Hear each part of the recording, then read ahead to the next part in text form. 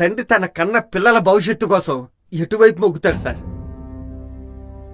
అందరిలాగే నేను నా కొడుకుని ప్రైవేట్ స్కూల్లో జాయిన్ చేశాను సార్. జాయిన్ చేసిన మరు క్షణం నుంచి ఏబిసిడీలు ఏసీ రూముల్లో చెబుతున్నామని లక్షలు అడుగుతున్నారు సార్. నెల తిరగకుండా వచ్చే ట్యూషన్ ఫీజులు, నెల తిరిగితే వచ్చే ఎగ్జామ్ ఫీజులు, 3 నెలలకు ఒకసారి వచ్చే టర్మ్ ఫీజులు, 6 నెలలకు ఒకసారి వచ్చే సెమిస్టర్ ఫీజులు, సంవత్సరానికి ఒకసారి వచ్చే బిల్డింగ్ ఫండ్స్, వాటర్ ఫీజులు. నెలకి ఒక్కసారి జీతం తీసుకునే నేను ఇన్ని ఫీజులు ఎలా కట్టగలుగుతుంది సార్? దీనికి తోడు యూనిఫామ్లు, టైలు, షూలు, టెక్స్ట్ బుక్లు, నోట్ బుక్లు, గైడ్లు, బ్యాగులు. పిల్లలకు మనం ఏవిస్తున్నాం సార్? బరువులు మోయలేని వయసులు వాళ్ళవి, ఆ బాధ్యతలు మోయలేని బతుకులు మావి. 50 రూపాయలు ఖరీదు చేసే కిలో బియ్యాన్ని రూపాయికి అందిస్తున్నారు సార్.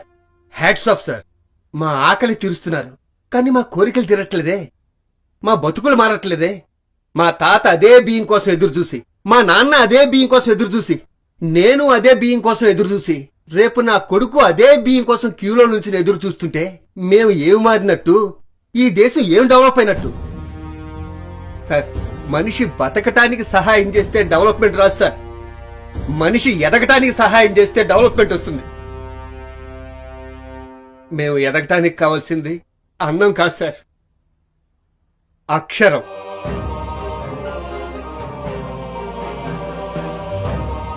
ఆ అక్షరం మాకు అందకుండా ఎక్కడో అంతరిక్షంలో దాక్కుంది సార్. మాకు రాకెట్లు కొని దాని దగ్గరికి వెళ్ళేంత డబ్బులు లేవు సార్.